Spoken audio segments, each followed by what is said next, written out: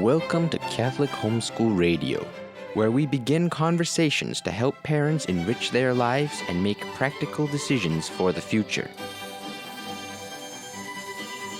Welcome to our homeschooling podcast, sponsored by Catholic Media Apostolate. Priscilla McCaffrey here again, and I get to have a conversation with Lisa Kotasek. She's a young friend with an impressive resume of successful professional networking. She's going to tell us about her background and how that helped her develop something with an excellent name and excellent purpose. It's called Homeplace Wisdom. Welcome, Lisa. Thank you, Priscilla. I'm so happy to be here. Well, thanks for coming up. I want to give a little context for this conversation because what you have set up is a model for lots of moms out there who need fellowship. And I think it's really important. It's an important effort because many women who stay home to raise several children feel isolated today, and they're suffering from lack of support. A few weeks ago, we interviewed Roger's aunt, Sister Mary McCaffrey. She's 80 plus years. And she gave us an idea of what parish life was like in Westchester County, New York, back in the 30s. And it was so impressive. There were so many activities and groups to be a part of. The sacramental life was rich, and the life of the parish gave real order and purpose to young and old. And she just reminisced about those days with such happiness. And those were also the days that fostered a lot of vocations. We're not seeing that today in our parishes. But many Catholic moms, while they don't have that same community, and this isn't just a phenomenon of parish life. We've seen or experienced the collapse of other institutions.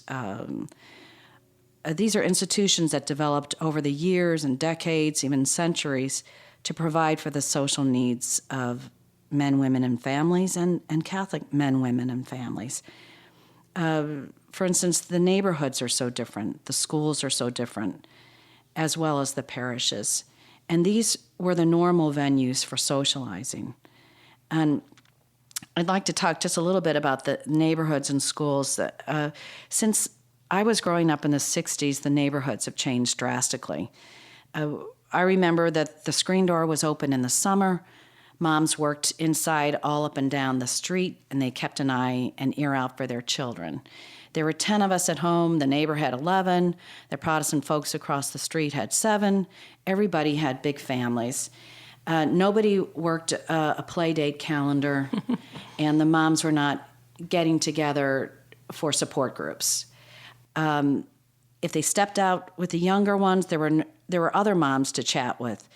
And it probably didn't occur to too many women of the day that the lady next door needed a little affirmation in her work as a mother and wife. And while I think that is always a good and beautiful thing, it has changed. There are different attitudes.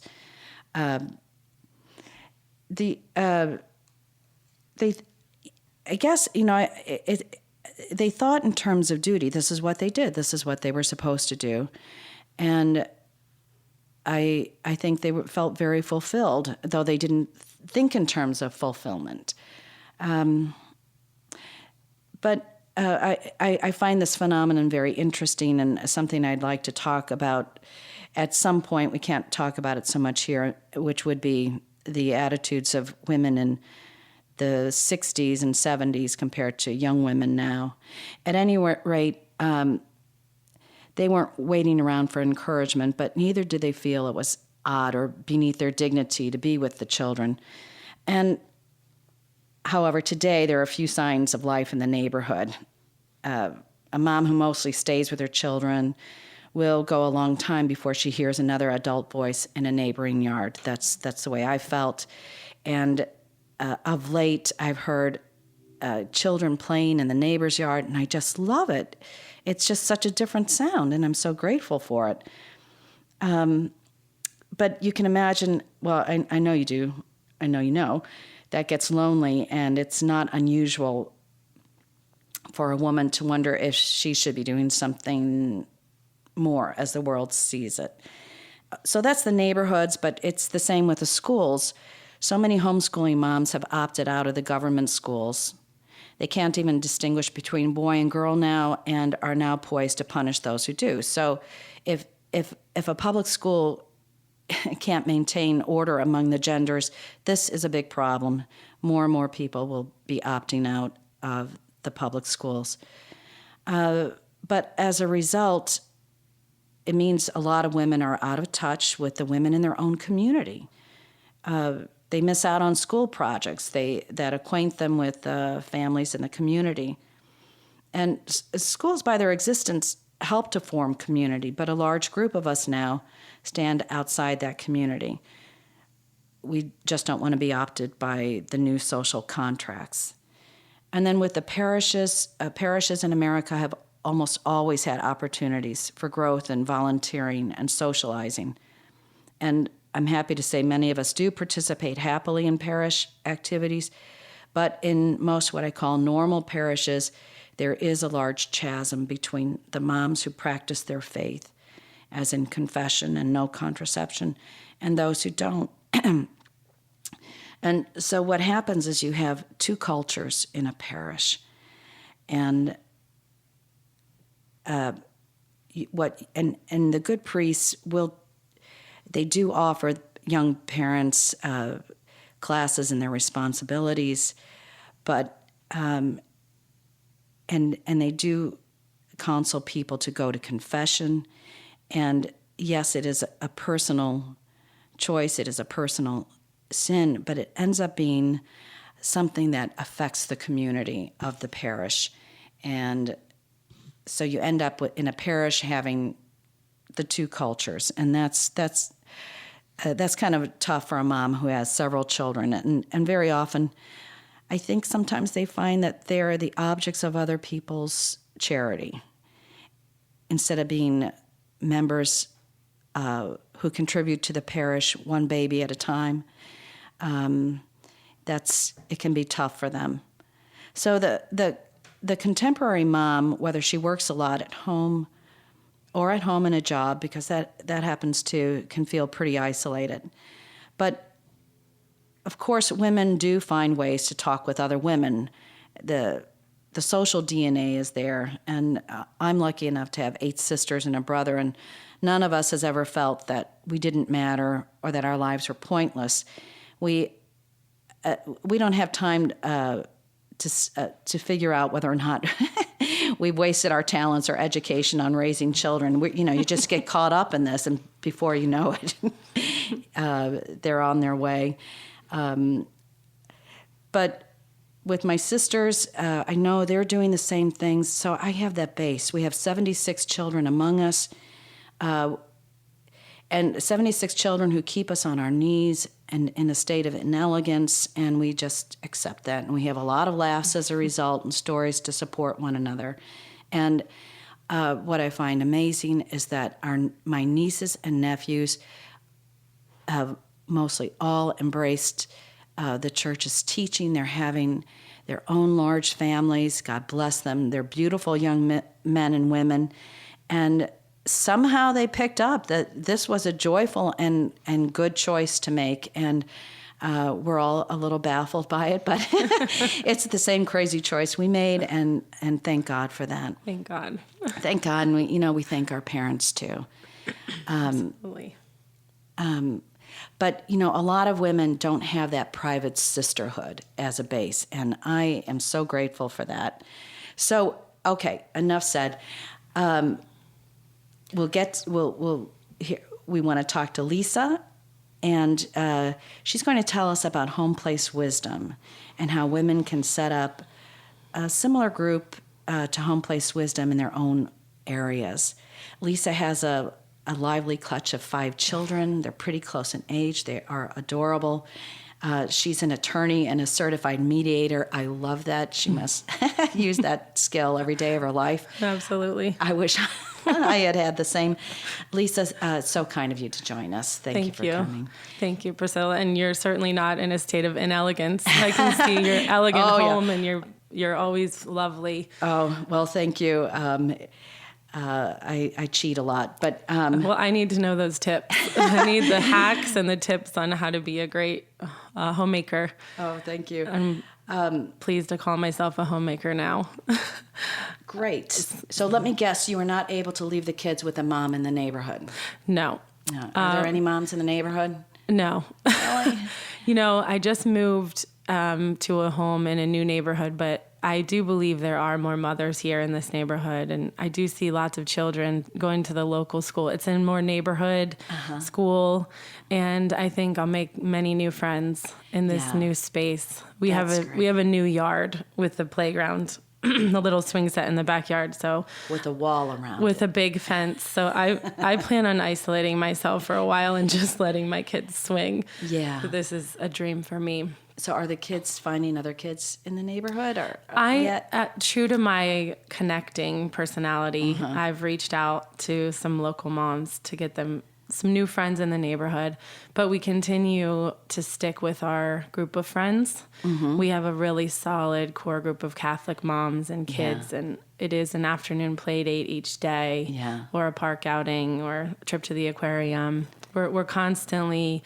spending time with the same friends and instilling the same Catholic values in these friends. Okay. And these women are all members of Homeplace Wisdom. And this group was important for me because I did feel lonely as a new mother in Fairfield County.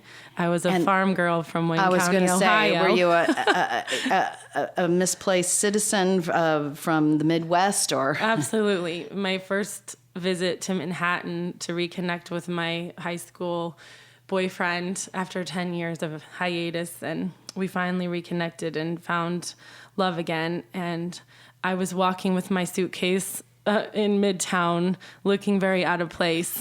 And as a police officer in an undercover taxi, some sort of sting, actually pulled over and said, "I think you might need help. Do you want me to drive you somewhere?" And I said, "Welcome to New York." I said, "Clearly I don't have all black on, or I'm talking to too many people. I don't know." But he picked me up and took me to my aunt's apartment. This was a policeman? A policeman who was in a taxi doing an undercover investigation of some sort. But for some reason, of the 8 million people around me, he saw me. Midtown. Said, "You don't look safe here."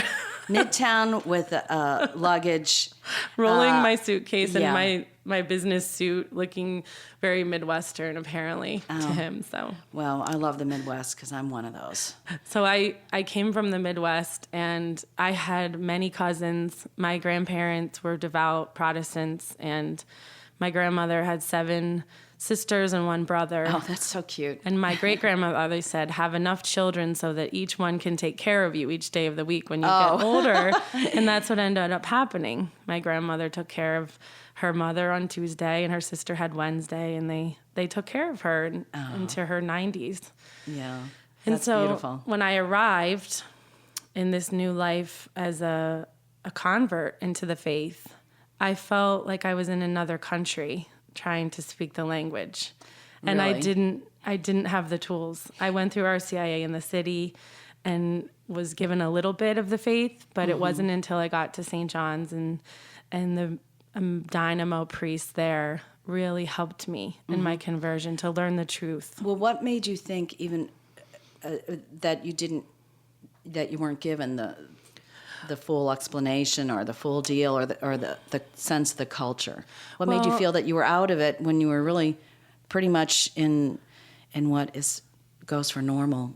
Well, and maybe parish that was life? just my insecurity as a new convert, or I had a daughter, and just one daughter, coming to Mass and had no idea how to help her learn how to love the Mass. And I was struggling instead of embracing her toddlerhood in Mass. And I saw these beautiful mothers with their 10 children, their 8 children, 6 children, and there I had one, and I thought, I'm a disaster. I have no idea what to do.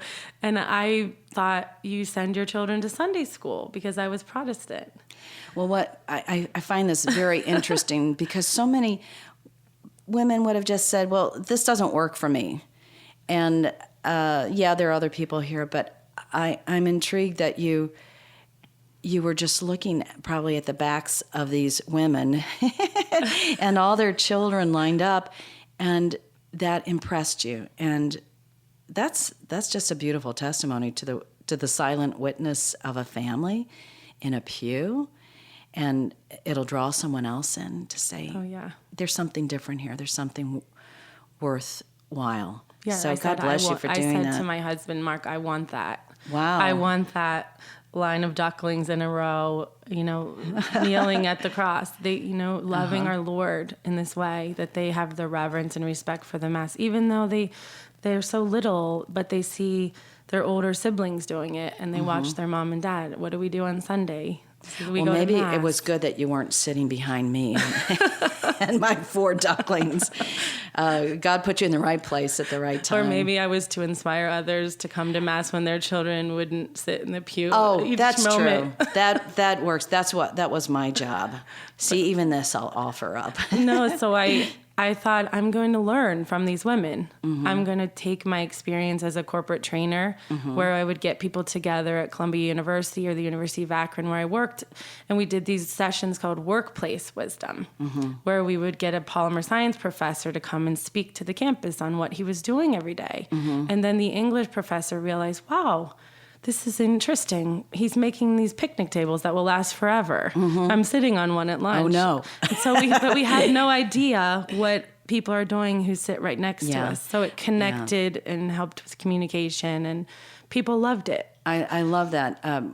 My husband and I he worked for Ave Maria University for 2 years, and so that was our community when we moved to Florida. And I loved this group of young academics, but we also found that they didn't know what was going on, even in their own department. No idea. And I think that's another crisis of modern life. For some reason, people don't talk to each other. We would have dinners, and we'd have the math professor over with the philosophy professor, and then maybe with another philosophy professor, and they had a lot of excellent exchanges, and I know they enjoyed the evenings, but that's just gone missing in their social formation, and you need people who are the connectors. It doesn't have to be an official institution, but I do love the paradigm that you worked with. Did you set up this paradigm, or was it someone? Were other institutions doing this to connect people? No, we started this ourselves at the University of Akron with one of the vice presidents. She was a mentor to me, and she encouraged me to run with it. And we had big advertisements. What did they say? Did they say there's kind of a problem? We're not really a community here. Nobody knows nobody cares about what the other person's doing. Yes, the idea was to build community and help us to understand our institutional marketing, but from within. Yeah. How can you tell a student to come to the campus if you don't know what that department head is up to? Yeah. Or someone else within the campus, a basketball coach or someone running another department. Now, building community was one of these concepts that was articulated more and more in the late 60s, early 70s, and I always thought, look, you're talking about building community because you guys have destroyed a community, and there was destruction of communities in the 60s. It was a real revolution. Nevertheless, something had to be done, and maybe it's a little artificial at first, but it certainly works. Having a dinner party is not so artificial. That works. But drawing in these professors and learning all these incredible things they're doing, I think that's fantastic. And then when I was a young lawyer with a baby at foot in my home, I was lonely, but I thought I had to work because I had this degree and I had spent all this money, and my mother and father had worked for years to support me through college, and they were amazing parents. And I started this group called Lawyer Moms. And I connected the moms. But the idea was many of us were at home taking a hiatus from our practice and missing out on professional development and what had happened in this case or the U.S. Supreme Court. And we were trying to build community.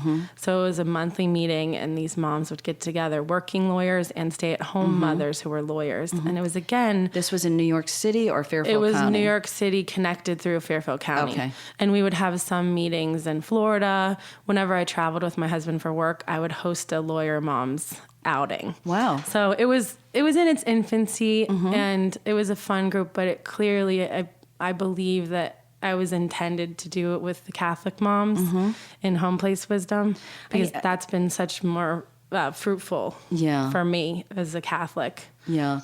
The lawyer mom that's a professional network, but when your heart is in a different place, Exactly.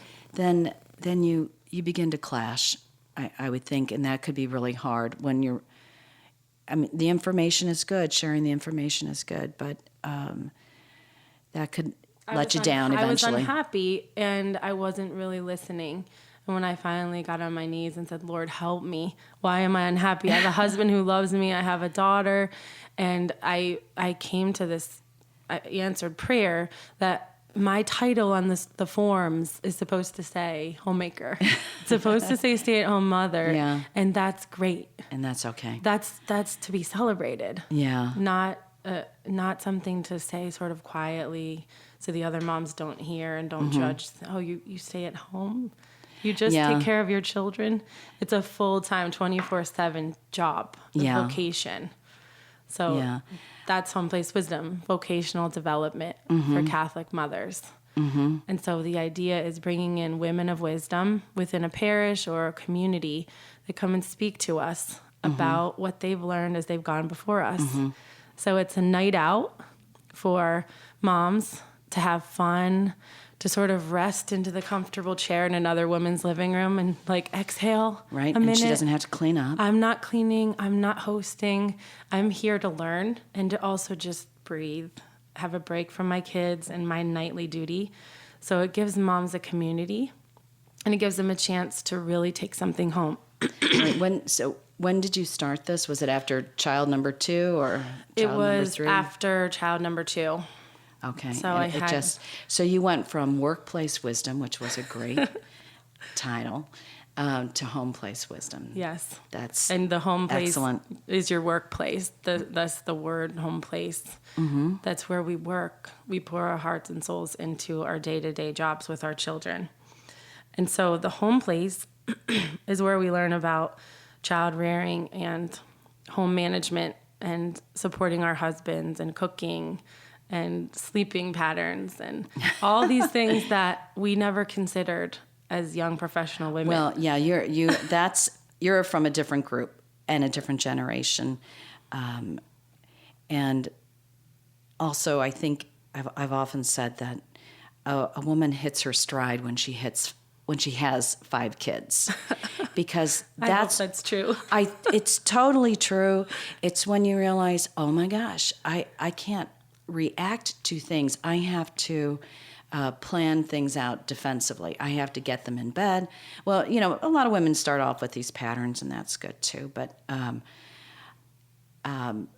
I do think it's when she has 5 that she's no longer worried about someone hearing her yell at her kids, to get out of the street or No.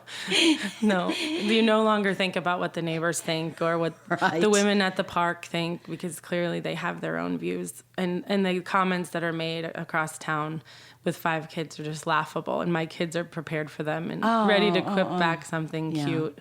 We love our big family, or yes, we know. Yeah. They're all my, I don't say back, no, I brought some of my friends' kids to the grocery store today just to have a party. You're here with your children.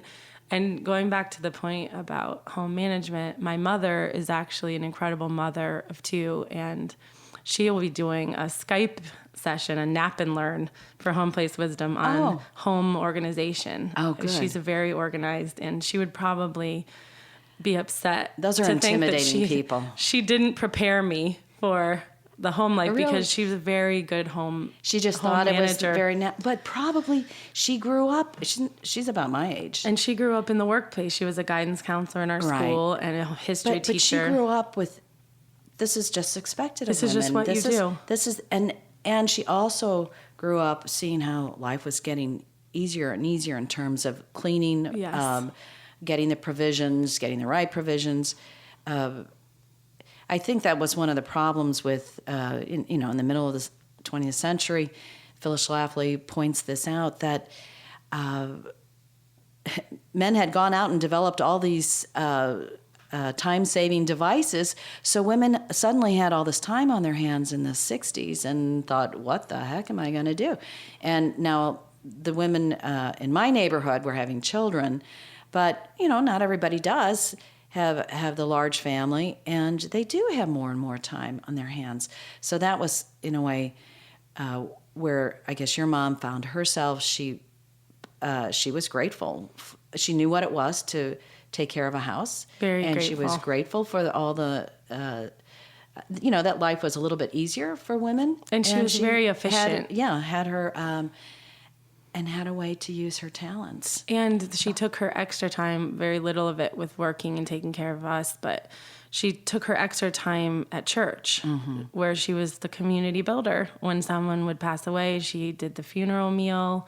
She would bake the meal for the new mothers. She would be doing Sunday school. She did this traveling medicine show play where we went and we acted out skits as junior high school students about abstinence and not That's drinking. great. And we were always taught. That was before abstinence was even cool. I mean, And so clearly I learned how to be the bridge builder from yeah. the Protestant church. It was in your DNA, must have been in hers too. Certainly. Because- And they talk to everyone on the trains in the city when they visit. You sit on Metro North, you don't usually talk to the person You next better to you. not, right?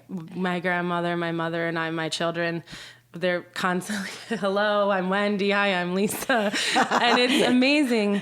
You actually learn about this interesting person next to you, and they're shocked at first. But at the end... Wait, are you still talking to people on the subway? Absolutely. Oh my gosh. I know. I don't I'm know. a crazy person. Watch what you're doing in front of your kids. Maybe not in the subway. No, my kids are very sociable, but No, they my do husband's have always stranger saying- danger.